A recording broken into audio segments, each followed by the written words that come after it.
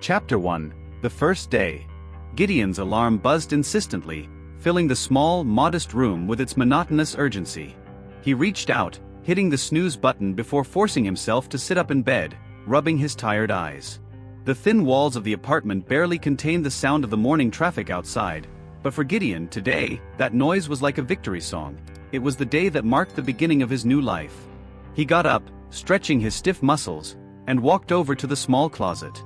He carefully chose his outfit for the day, a neatly ironed button-down shirt and a pair of fine fabric trousers. Dressing felt like a sacred ritual, armor to face a new world. As he adjusted his collar in the cracked bathroom mirror, he practiced his smile. Good morning, I am Gideon, it's a pleasure to be here, he rehearsed, adjusting his tone of voice to sound confident yet approachable. In the kitchen, which more resembled a narrow corridor filled with old utensils, Gideon prepared his quick coffee, the strong aroma filling the space and awakening his senses. Sitting at the tiny table that also served as his workspace, he opened the faux leather briefcase where he kept the company documents. Come on Gideon, you can do this, he murmured to himself, mentally reviewing the list of instructions he had received by email. A reception at 8, introduction to the team, tour of the company. He repeated each item, visualizing his path through the company, the handshakes, the smiles. He wanted to make sure he wouldn't forget anything, that he could navigate the day without hesitation. The clock on the wall ticked, reminding him of the time slipping away. With a last sip of coffee, Gideon grabbed his briefcase, checked he had everything he needed, and took a deep breath. The apartment door creaked slightly as it opened, a familiar sound he wouldn't hear for much longer, he thought, if all went well.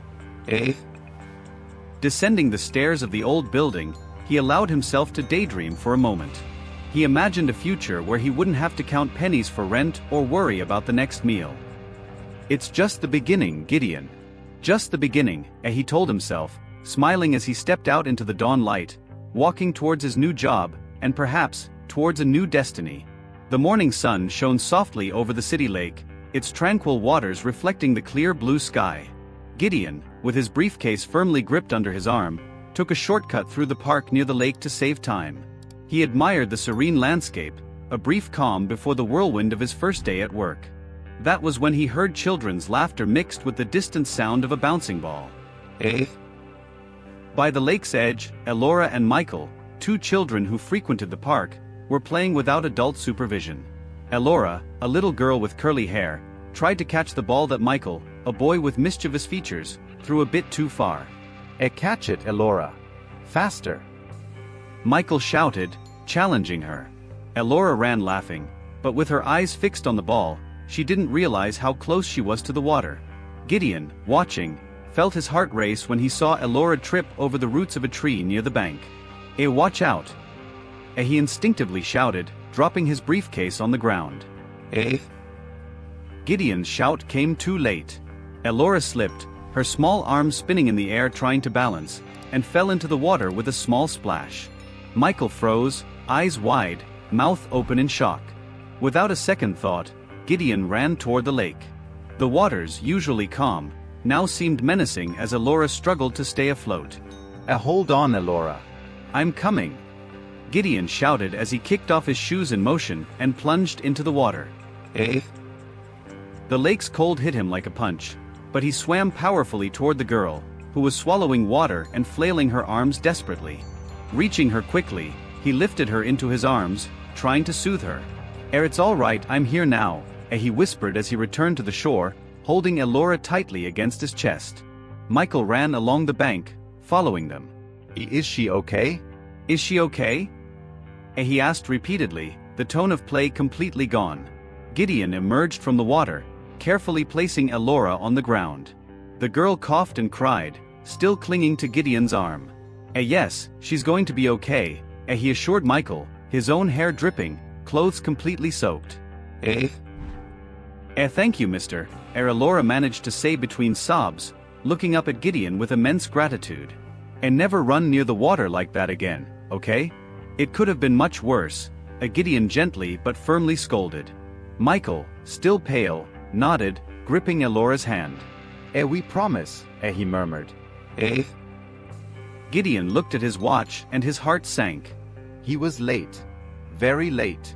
He picked up his briefcase, now slightly damp from the grass, and glanced at the children one last time. Stay safe, he said, before running through the park toward the company, his heart heavy not just from the water in his clothes, but from the uncertainty of how he would explain his tardiness on the first day. With his heart beating in rhythm with his quick, desperate strides, Gideon finally reached the company building. The imposing facade, which had previously symbolized the beginning of a new chapter in his life, now seemed to accuse him of irresponsibility. He paused for a moment, trying to catch his breath, watching the water drip from his soaked clothes onto the polished floor of the lobby. Upon entering, the receptionist looked at him with a mix of surprise and confusion. Yes, sir. Are you okay? He asked, his eyes scanning Gideon's disheveled appearance. I had an incident, Gideon began, trying to control his panting breath. I saved 2 children in the park lake. I lost track of time, I'm very sorry for the delay. The receptionist frowned, clearly skeptical. The orientation has already ended, all the new employees were taken on the company tour. You should have called us. Gideon nodded, knowing the advice was reasonable, but his mind had been far from phones during that moment of urgency. I understand, I should have thought of that. Can I still join the group? The man shrugged, pointing down the hallway to the right. Try to find them in the auditorium. They're probably there now. Quickly thanking him, Gideon headed in the direction indicated, leaving a trail of wet footprints behind him. His heart was still racing, not just from the run, but also from the fear of the reaction he would face upon entering the auditorium. When he arrived, the door was ajar, and he could hear the tour leader's voice explaining something about the company culture. Gideon took a deep breath and entered, his entrance causing a slight noise that drew curious glances from several rows of chairs. We have a latecomer, announced the tour leader, a middle-aged man with a badge that glinted under the auditorium lights. All eyes turned to Gideon, his wet, disheveled clothes making him look out of place in that room of well-dressed professionals. Gideon felt his face burn under the hundreds of eyes on him. I'm sorry for my appearance and my tardiness, he began, his voice echoing in the silence that followed. On my way here, I saw 2 children at risk of drowning. I didn't think twice before acting. I hope you understand. Laughter and murmurs spread through the room, some faces showing amusement, others disbelief. A man at the back spoke loud enough to be heard. Is this what they call the dog ate my homework these days, huh? More laughter followed the comment, and Gideon felt the weight of judgment and skepticism filling the room. The humiliation was palpable, each laugh and whisper striking him like a blow to the stomach. He wanted to defend himself, to explain in more detail, but the words seemed stuck in his throat. The tour leader, noticing the growing discomfort, intervened. Well, that's quite heroic if true. Let's continue the tour. You can dry off in the bathroom and meet us on the next floor, sir. Gideon, he responded, his voice almost a whisper. Mr. Gideon, then. Please join us as soon as you can. With a nod, Gideon retreated, feeling every participant's gaze burning into his back as he headed to the bathroom to try to salvage what was left of his first day and his dignity. After a futile attempt to dry his clothes in the bathroom, Gideon returned to the main hall, still uncomfortably damp but determined to resume the tour and perhaps mend the initial impression he had made. However, before he could take more than a few steps, an assistant approached him with a serious demeanor. Mr. Gideon, Mr. Calder would like to see you in his office immediately, as she said, her voice low, almost lost in the surrounding buzz. Gideon felt a twinge of anxiety. Now? He asked, trying to ignore the knot forming in his stomach. Yes, he insisted it be now, the assistant confirmed, nodding for him to follow her. Walking through the company's corridors, each step seemed to echo louder than the last. When they reached the president's office door, the assistant knocked lightly and, after a response from inside, opened the door for Gideon to enter. The office was spacious and imposing, with a large window offering a panoramic view of the city. Mr. Calder was standing, his back to the door, looking out. He turned around as Gideon entered, his face impassive, revealing nothing of his intentions. Gideon, please close the door, Mr. Calder said, his voice firm and unemotional. Gideon complied, his heart racing. Mr. Calder, I can explain. I've read the tour leader's report and heard what other employees said. Mr. Calder interrupted him, raising his hand to silence him. You arrive on your first day, soaked and late, and expect me to believe you were saving children from drowning? Gideon swallowed hard. It's the truth, sir. I never. Saving children is noble, yes, but too convenient to justify your tardiness, don't you think? Mr. Calder walked slowly around his desk, each word punctuated by a piercing look. This is a business, Mr. Gideon, and we need employees who prioritize their commitments to the company.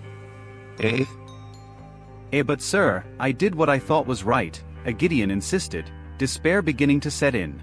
Sometimes, doing what's right isn't enough, Mr. Calder responded coldly. I find your behavior today unacceptable for someone in your position. We are terminating your services, effective immediately. Gideon felt as if the floor had disappeared beneath his feet. Please, Mr. Calder, I really need this job. My decision is final, Mr. Calder said, pointing to the door. You will receive an email with details about your termination. Security will escort you out. Humiliated and stunned, Gideon could hardly believe what was happening. He was escorted out of the office, passing through corridors filled with new colleagues who now avoided his gaze, whispering among themselves about the incident. As he left the building, the reality of his situation began to weigh on him. Unemployed and discredited, Gideon walked aimlessly through the streets, trying to process the turn his life had taken in just a few hours. The sun began to set, staining the sky with shades of orange and pink, when Gideon returned to the lake where everything had started earlier that day. The place was quiet now, with only the gentle murmur of the breeze and the occasional splash of fish on the water's surface. Sitting on the same bank where he had rescued Elora and Michael, he set his bag aside and watched the ripples in the water, each circle expanding and disappearing like the events of the day. Gideon ran his hands through his still damp hair, thoughtful. I did what I thought was right, he murmured to himself, his voice carrying a mix of defense and doubt. I couldn't just let them drown. But what now? Gideon continued, speaking to the lake as if expecting an answer from the silent waters. I lost my job on the first day. How am I going to pay rent? How will I? His thoughts were interrupted by a soft voice behind him. Are you okay, mister? It was Elora, accompanied by Michael, both looking concerned and somewhat guilty. Gideon turned around, surprised. Elora, Michael, what are you doing here alone again? We came to thank you, Elora said, approaching with Michael in tow. Mom said you lost your job because of us. Michael, looking down at his own feet, added, is it true, mister? Are you in trouble for helping us? Gideon sighed, forcing a smile not to worry the children. Well, yes, it's a bit complicated. But what's important is that you are safe. That's what really matters. Elora moved closer and, with all the seriousness of a 6-year-old, said, my mom said sometimes good people have bad days so that better things can come later. Do you think that's true? Yeah, I hope so, Elora. I hope so, Gideon replied, his expression softening with the girl's words. Michael, still a bit embarrassed, pulled something from his pocket. It was a small shiny plastic medallion. I want you to have this, mister. It's my treasure, but you should have it because you saved my sister. Gideon accepted the medallion, touched by the gesture. Thank you, Michael. This means a lot to me. The siblings stayed a little longer, talking with Gideon about simple life things like school and cartoons until twilight deepened and their mother arrived to take them home. Alone again, Gideon looked at the medallion in his hands, reflecting on Elora's words. Maybe she's right, he thought. Maybe something good can still come from all this. With the sky now darkening and the first star appearing, Gideon pocketed the medallion and slowly rose to his feet. It was time to go home and prepare for whatever the future held. With uncertainty still weighing on him but now with a thread of hope, he began walking back to his life, still uncertain but perhaps, just perhaps, on the brink of something new. Gideon walked slowly through the dark streets, his mind a tangled web of worries and possibilities. He pondered each option, each potential next step, when a faint buzzing in his pocket made him stop. It was his phone vibrating with an unknown call. Hello. Gideon answered, his voice cautious. On the other end, a female voice responded, Gideon? This is Mia, the manager from your former company. Gideon felt a tightening in his chest. Oh yes, Mia. Sorry, I'm a bit surprised you're calling. Is there something I can do for you? Mia hesitated for a moment before replying. It's more about what I can do for you, Gideon. Are you watching the news right now? No. I'm not home yet, Gideon confessed, looking around at the closed shops and the few people passing by on the sidewalk. You need to find a television. Your story, the children's rescue, it's everywhere. And there's more, Mia continued, her voice more urgent. Gideon found a small cafe still open, with a television on in the corner. He entered, his gaze immediately captured by the image of Alora and Michael on the screen, smiling while a caption below detailed the heroic rescue by a fired first-day employee. I'm watching it now, Gideon murmured, his attention divided between the call and the news. Good, said Mia. What I have to tell you might change things for you. Mr. Merrick, the company's partner, he's Alora and Michael's father. Gideon felt his heart accelerate, each beat resonating in his ears. The father? You're saying I saved the children of one of the company owners? Exactly, Mia confirmed.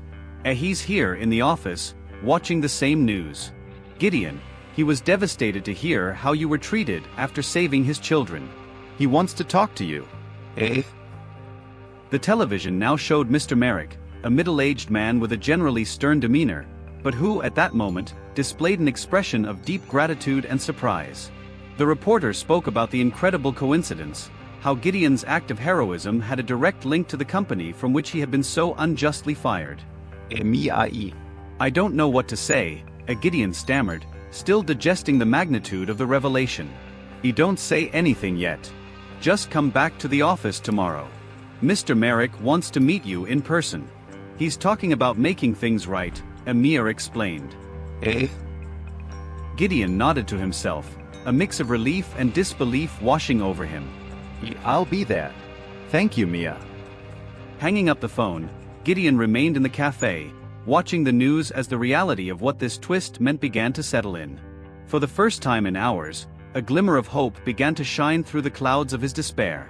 With new resolve, he decided he would face the next day ready for a new fight, a fight that now seemed to have the unexpected support of a powerful ally. The next morning dawned clear and cold, a stark contrast to the storm of emotions Gideon felt as he approached the company building. His steps were determined, but his mind whirled with the possibilities of what he was about to face. Inside the building, Mia awaited anxiously in the lobby. Upon seeing him, her face lit up with a mix of relief and urgency. Gideon, you came. Let's go, they're all in the conference room, as she said quickly, guiding him through the now familiar corridors. As they approached the conference room, murmurs from its occupants seeped through the slightly open door. Mia stopped, placing a hand on Gideon's arm. Prepare yourself. It's tense in there. Gideon nodded, taking a deep breath to calm his nerves. Mia opened the door, and together they entered. The room was filled with executives and board members, all facing the large projection screen where the news of the rescue was still being displayed. Mr. Merrick stood up, dominating the room with his presence.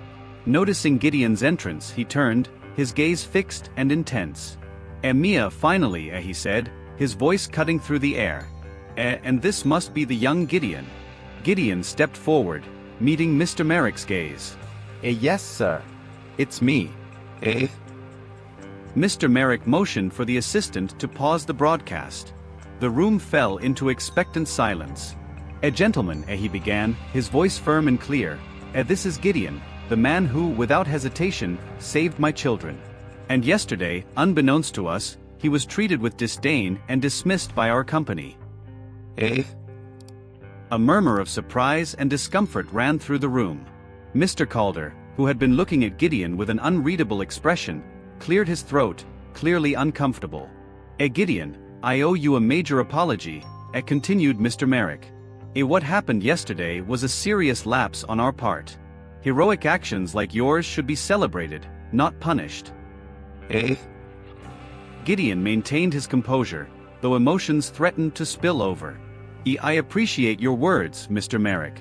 All I did was what I thought was right. Mr. Calder finally spoke, his voice strained. Gideon, it was a grave mistake, yes. We were wrong not to listen to you. We are prepared to correct that mistake. Gideon's gaze turned to Mr. Calder, measuring his words. I understand, Mr. Calder. I am grateful for the reconsideration. Mr. Merrick then spoke again. And not just a reconsideration, he said firmly. I would like to discuss your reinstatement and, moreover, how we can support you beyond just employment. All eyes in the room were now on Gideon, weighing Mr. Merrick's words. The atmosphere was charged with tension, but also possibility. Gideon felt a weight lift from his shoulders, replaced by a sense of validation. With a nod from Mr. Merrick, the meeting was temporarily suspended, allowing those present to digest the implications of what had been revealed. Gideon remained standing, the reality of Mr. Merrick's support slowly settling in, as Mia cast him a look of approval and relief. The meeting was far from over, and the next step still needed to be defined, but for now, Gideon felt that an unexpected justice was being restored. As the meeting progressed, the tension in the conference room slowly gave way to a sense of urgency and responsibility. After the break, Mr. Merrick's assistant reconnected the video of the news, now showing an interview with Elora and Michael. The reporter's voice filled the room as the camera focused on the children's innocent faces. So, kids, how do you feel after the big scare at the lake? The reporter asked, squatting down to the children's level. Elora, holding Michael's hand, looked at the camera with seriousness beyond her years. We were very scared, but Mr. Gideon saved us.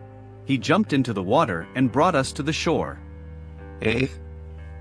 At that moment, the camera cut to a photo of Gideon, soaked and visibly concerned, helping the children on the lake's bank.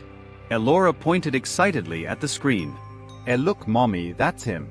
The man who saved us. Back in the conference room, all eyes turned to Gideon, who felt increasingly uncomfortable under the intense gazes, but now mixed with respect and admiration. Mr. Merrick stood up, his expression a mix of devastation over the situation and immense gratitude towards Gideon. This is undeniable now. See, all of you, the man who acted when it mattered most, he said, pointing at Gideon with a trembling hand. Gideon, my family owes you a debt of gratitude. Mr. Calder, pale and visibly shaken, cleared his throat. I had no idea of the seriousness of the situation, he began, his voice faltering. Gideon, I must admit I failed in not fully listening to your story. What you did was beyond bravery, it was a true act of heroism. Gideon, still processing the swift change of events, simply nodded. I just did what I felt needed to be done, Mr. Calder. Mr. Merrick then approached Gideon, extending his hand. I insist that more be done to rectify this mistake. Not just your reinstatement, but a formal recognition of your bravery. We will discuss this in more detail. Board members began to murmur among themselves, some nodding in agreement, others still absorbing the magnitude of what they had witnessed. Mr. Calder, now regaining some composure, motioned for the assistants to take notes. Let's ensure that the proper tribute is made. Gideon, we are at your disposal to do whatever is necessary to remedy this situation. As the discussion continued, Gideon felt a mix of relief and disbelief. The truth of his actions was finally being recognized, and the weight of his unjust dismissal began to lift. The meeting went on, with plans being made not only for his reinstatement but for a future where his courage would not be forgotten. After the intense and emotional discussions about how to rectify the mistake made, Mr. Merrick summoned Gideon for a private meeting in his office. The office was quiet, a stark contrast to the conference room still echoing with the last murmurs of the meeting. Come in, Gideon. Please take a seat, said Mr. Merrick, indicating a leather chair in front of his large mahogany desk. The office was impeccably organized, with books meticulously aligned and family photos displaying happy moments. Gideon, still somewhat unsure about the formality of the moment, sat down, straightening his posture as he watched Mr. Merrick sit across from him. Firstly, Mr. Merrick began, his voice carrying a tone of solemnity. I want to express my sincere apologies again for what happened. What you did for my children is priceless, and the way we initially handled it was inadequate, to say the least. Gideon nodded, his expression serious. I appreciate that, Mr. Merrick. I'm grateful that Elora and Michael are safe. Yes, of course. And that leads us to the reason for this conversation. Mr. Merrick paused, choosing his words carefully. Gideon, I would not only like to offer you your job back, but I believe a promotion is in order. Your action demonstrated a level of courage and integrity that is exactly what we want in our leadership. Gideon felt a mix of surprise and relief. I really don't know what to say, Mr. Merrick. There's no need to say anything for now, Mr. Merrick smiled slightly. Think of this as our way of beginning to repair our mistake. Furthermore, we would like to involve you in our new community safety program, which we are planning in response to the incident. Your experience could be extremely valuable. Gideon pondered for a moment, the offer being more than he expected. I would be honored to contribute to that program. And I accept the promotion with gratitude. Excellent, said Mr. Merrick, extending his hand across the table for a firm handshake. We will prepare everything for your immediate reinstatement and your participation in the safety program. I will ensure that your transition is smooth. As he stood up, Gideon felt as if a weight had been lifted from his shoulders. Mr. Merrick walked him to the office door. Welcome back, Gideon. And thank you again. As Gideon left the office, he not only felt the relief of justice being done, but also the responsibility of the new position he would assume. He knew the coming days would be crucial in defining his place in the company and significantly contributing to the community that had almost left him behind. As he headed for the building's door, thinking about the new opportunities and challenges ahead, Gideon felt a new determination. He was ready to start not just a new chapter in his career, but also in his life. With his reinstatement officially announced, Gideon returned to walking the company corridors under a new light. News of his heroic act and subsequent promotion had spread like wildfire, transforming whispers of doubt into conversations of admiration and respect. That morning, as he entered the company, he was not met with the wary glances of before, but with nods and warm smiles. Good morning, Gideon. She called a voice from across the hallway. It was Linda, the receptionist, who now looked at him with eyes bright with recognition. Good morning, Linda, Gideon replied with a nod, feeling a bit overwhelmed but grateful for the human warmth. Everyone's talking about what you did, you know? Linda continued, as he approached. It's really amazing. And I heard you're going to lead the new safety program, right? Yes, that's in the plans, Gideon confirmed, his smile growing with the mention of his new role. I really hope to make a difference. As he walked to his new office, he noticed how the treatment he received had changed. Colleagues who had previously whispered among themselves now greeted him openly. One of the department managers, Mr. Henley, who had always been particularly reserved, stopped by his door with an extended hand. Gideon, let me personally say how impressed I am with your bravery, said Mr. Henley, shaking his hand firmly. And I'm eager to see how you will implement your ideas in the safety program. Thank you, Mr. Henley. I'm looking forward to getting started and hopefully, creating something that benefits everyone here, Gideon responded, his voice carrying a new sense of purpose. As he settled into his new, more spacious office with a better view than his previous cubicle, Gideon reflected on the turn of events. His desk was already covered with folders and documents related to the safety program. He knew he had a lot of work ahead, but was determined to make the most of this second chance. In the afternoon, a meeting was scheduled with Mia and other executives to outline the first steps of the program. As Gideon entered the conference room, he was met with palpable enthusiasm. All right, Gideon, we're all eager to hear your ideas, said Mia, indicating a seat next to her at the table. As the meeting unfolded, Gideon presented his proposals, discussing potential partnerships with child safety organizations and strategies to increase safety awareness both inside and outside the company. Each of his suggestions was met with serious consideration and often enthusiasm. At the end of the meeting, Gideon felt he had truly begun to make his mark as an integral part of the team, not just as an employee, but as a valued leader. With the support of the board and the respect of his colleagues, he was ready to face the challenges that lay ahead. As the day drew to a close and he prepared to leave the office, Gideon took one last look at the horizon through the window of his new office.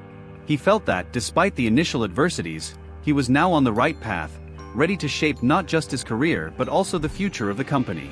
The following weeks were a whirlwind of activity for Gideon as he worked tirelessly in his new role. However, one calm morning was interrupted by an urgent summons from Mia to meet her in her office. Do you have a moment, Gideon? Mia asked, her tone serious, a clear sign that something significant was happening. Of course, Mia. What's going on? Gideon asked as he sat down, noticing several folders spread across her desk, looking more serious than usual. Mia sighed deeply, running her hands over the papers before looking directly at him. We've uncovered something disturbing during an internal financial audit that was partly spurred by the renewed interest in ethical practices following your reinstatement. As she began, her expression somber. Gideon leaned forward, his attention sharpened. What did you find? A scheme of embezzlement. And it's not small, Mia revealed, passing one of the folders to him. It involves several people within the company, some of whom were, well, they were part of the group that laughed at you on your first day. Gideon flipped through the dossier, his brow furrowing as he absorbed the information. It's extensive. How did this go unnoticed? Complacency and complicity, I'm afraid, Mia responded. But now that we know, we are taking action. And believe it or not, your case made us rethink and reinforce our oversight and transparency protocols. Does this mean that those responsible will be held accountable? Yes. We're already in the process of dealing with the legal and disciplinary implications, Mia assured. Moreover, this is further rehabilitating your image here, Gideon. Your integrity in a moment of personal crisis starkly contrasts with their actions. Gideon nodded, feeling a strange mix of vindication and sadness for the shadow such actions cast over the company. I just hope we can rebuild trust where it's been lost and strengthen the company for the long term. That's exactly what we're hoping to do, Mia agreed. And your leadership in the safety program is a cornerstone of this new phase. We're seeing this as an opportunity to grow stronger and more united. As news of the scandal began to spread throughout the company, it sparked a series of meetings and discussions about ethics and accountability. Gideon found himself frequently consulted for his opinion and advice, solidifying his role as a respected leader. As he prepared to leave Mia's office, he knew the company's next steps would be crucial. With the truth coming to light and the ongoing support of Mia and Mr. Merrick, Gideon was ready to help navigate the storm and steer the company towards a more ethical and transparent future. As the days passed and Gideon cemented his position in the company as an emerging leader, his personal life also experienced significant change. The relationship he began to develop with Elora, the girl he had saved, became an increasingly important aspect of his life. Gideon made it a point to visit Elora and Michael at least once a week. He brought small gifts, books, board games, and sometimes science kits, and spent hours playing and talking with them. For Elora, these moments were precious. She eagerly awaited Gideon's visits, and her eyes lit up every time he appeared at the door. You're my hero, you know? Elora said one afternoon as they assembled a puzzle on the living room floor. You saved me, and I'll always remember that. Gideon smiled, gently touching the top of her head. And you are my brave little friend. You know, you helped me a lot too, without even realizing it. Ido? How? Elora asked, genuinely curious, her large eyes fixed on Gideon. You remind me why it's important to do the right thing, even when it's hard, Gideon explained. You and your brother have made me part of your family, and that means a lot to me. During these visits, Gideon also helped Elora with her homework, and together they explored books on stories and science. Elora's mother, Mrs. Merrick, often watched, grateful for Gideon's positive influence on her children's lives. On one occasion, while Elora and Michael played in the yard, Mrs. Merrick joined Gideon on the terrace, offering him a cup of tea. You've been a true gift, Gideon," as she began, her tone laden with sincerity. Not just for saving Elora and Michael, but for continuing to be a part of their lives. It's more than I could have hoped for. Gideon looked at the children playing, a gentle smile on his lips. They've given me as much as I've given them, maybe even more. They teach me about joy and resilience every day. We're all growing together then, Mrs. Merrick said, clinking her cup against his. Yes, we are, Gideon agreed, raising his own cup in response. This personal growth, alongside his professional success, gave Gideon a sense of completeness and purpose he had never felt before. Each day brought new challenges but also new joys, and he knew that, no matter what the future held, he had a family that valued him not just as a hero, but as a true friend and guardian.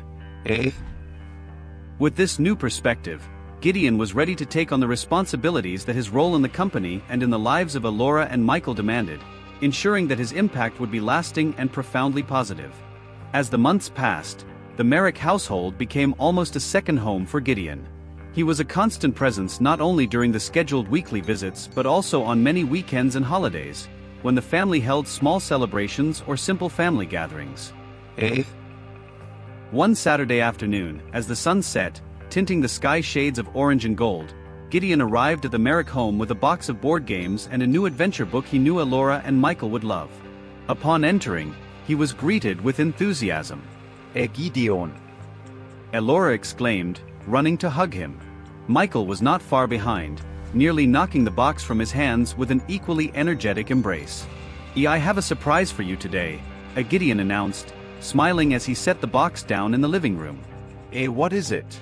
What is it?" Michael jumped impatiently, trying to peek inside the box. Let's find out after dinner," Gideon suggested, which only heightened the children's anticipation. During dinner, the conversation revolved around Elora and Michael's small daily adventures, with Gideon sharing some stories from his work, always keeping the details age-appropriate. Mrs. Merrick watched the interaction, her heart warmed by the evident joy of her children. After dinner, while sitting on the plush living room rug, Gideon opened the box, revealing a board game based on exploration and adventure, and the book promised to take them to distant and magical worlds. The hours passed as they played and read, each moment strengthening the bonds that connected them. You know, Gideon," Mrs. Merrick began, watching them from her spot on the sofa, "your presence here. It has transformed our home. You've brought a piece that we didn't know we were missing."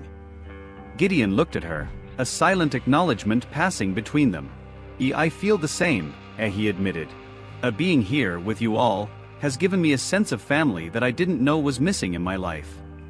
"We are so grateful for everything," she replied, her voice laden with emotion. As the evening unfolded, the connection between Gideon and the Merrick family only deepened. The certainty that they valued his presence as much as he valued being there was a tremendous comfort. It was evident that Gideon was not just a friend or a hero to Elora and Michael, he had become an essential part of their lives, a pillar of strength and joy.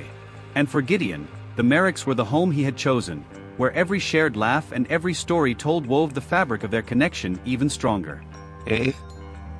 As he said goodbye that night, with promises to return soon, Gideon knew these moments were the building blocks of something lasting. He left the Merrick home with a sense of fulfillment, ready to face the week's challenges with the strength that this deep bond provided. The morning after his latest visit to the Merrick home, Gideon was summoned to Mr. Merrick's office for a meeting that promised to be more than just a simple status update. Feeling a mix of anticipation and nervousness, Gideon entered the spacious office, where Mr. Merrick awaited him with a serious yet welcoming expression. Gideon, please come in and take a seat," said Mr. Merrick, indicating a chair in front of his desk. "I have something important to discuss with you." Gideon nodded, sitting down while trying to guess the reason for the summons. "I hope all is well, Mr. Merrick." Everything is more than well, Gideon. In fact, I'm here to offer you an opportunity that I believe will be beneficial not only for you and the company but also for the community at large." Mr. Merrick paused, gauging Gideon's reaction before continuing. "You have demonstrated remarkable ability in handling crisis situations and a deep understanding of the necessary care for child safety," Mr. Merrick began, organizing some papers on his desk. "Your interaction with Alora and Michael has not gone unnoticed, and it has inspired me." Gideon listened attentively, curious about where this introduction was leading. "I'm proposing that you lead a new project here at Merrick Industries. We want to develop a comprehensive child safety program, one that not only educates children about safety effectively but also involves parents and the community. And I would like you to be the driving force behind this project," explained Mr. Merrick, his eyes gleaming with enthusiasm. Gideon was momentarily speechless. The trust Mr. Merrick placed in him was both an honor and a tremendous challenge. "That sounds incredible, Mr. Merrick. I am truly honored that you would consider me for this position. I am very motivated by child safety, especially after what happened with Alora and Michael." Excellent. Mr. Merrick smiled, pleased with the response. "I believe your passion and personal approach can really make a difference. Let's start with a small committee to sketch out the main objectives of the program. I'd like you to think of some initial ideas to discuss." Absolutely, Mr. Merrick. I already have some ideas that I believe could significantly contribute to the program," said Gideon, already envisioning multiple ways to integrate safety and education in a creative and engaging manner. Great, then I'll organize a meeting with the rest of the leadership team for next week. We want to get this started as soon as possible," concluded Mr. Merrick. Gideon left Mr. Merrick's office feeling energized and with a renewed purpose. He knew the task would be challenging but also immensely rewarding. With an opportunity to make a real difference in the lives of children and the community, he was eager to start planning and implementing his ideas. As he walked back to his office, Gideon reflected on how his life had changed since saving Alora and Michael. What began as a spontaneous act of courage was now transforming into an opportunity for lasting change. He was ready to embrace this new chapter, determined to make the child safety project a resounding success. The soft morning light filtered through the windows of Gideon's office, reflecting off the walls decorated with plans and educational posters about child safety. Seated at his desk, now filled with reports, informational brochures and children's drawings, Gideon prepared for another day leading the ambitious child safety project. Beside him, a stack of feedback and suggestions from parents and educators showed the impact the program was already having on the community. Each note was a testament to the significant work he was doing, transforming his initial tragedy into a legacy of prevention and education. Good morning, Gideon.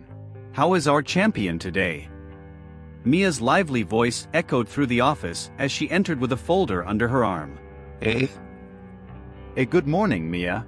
I'm optimistic. "We're making real progress here," Gideon replied, gesturing to the papers on his desk. Mia smiled, placing the folder on the table. I've seen. "And I've brought great news. The board has approved an increase in the budget for the project. They are really impressed with the impact we're beginning to see." That's wonderful," Gideon exclaimed, his expression lit up with enthusiasm. "That means we can expand the program to the schools on our waiting list." Exactly," Mia confirmed, flipping through the folder to show the details. And there's more. "Given your dedication and the impressive results, the board wants to present the project at the next National Child Safety Conference." Gideon felt a mix of pride and responsibility. That's a great honor. It will be an excellent platform to raise even more awareness. As they discussed the details of the presentation, Gideon reflected on the unexpected journey his life had taken. From that impulsive act of saving 2 children to leading a movement that could change the lives of many others, his story was a testament to the power of integrity and courage. Later, as he walked through the company corridors, past photos from program events, smiles of safe children and grateful parents adorned the walls. Gideon was approached by a new employee, who looked at him with a mix of respect and curiosity. "Sir, may I say that your story is truly inspiring. It shows that what we do really matters," the young man said, extending his hand for a handshake. Thank you, that means a lot to me. And you're right. Sometimes, a simple act can have effects we never imagined, Gideon replied, shaking the young man's hand. Returning to his office, Gideon looked out the window, contemplating the future. He knew that every small effort contributed to a greater change, and he was ready to continue this mission for as long as necessary. The transformation in his professional and personal life was not just a reward, it was a call to keep moving forward, continuing to make a difference. As dusk painted the sky shades of gold and purple, Gideon smiled thinking about the day. Each new dawn brought the promise of new challenges and new rewards, and he was more than ready to face them, armed with the certainty that integrity and courage never go unnoticed. So, if you're not subscribed yet, click on the subscribe button below and join our community. Thank you for your support and see you in the next videos.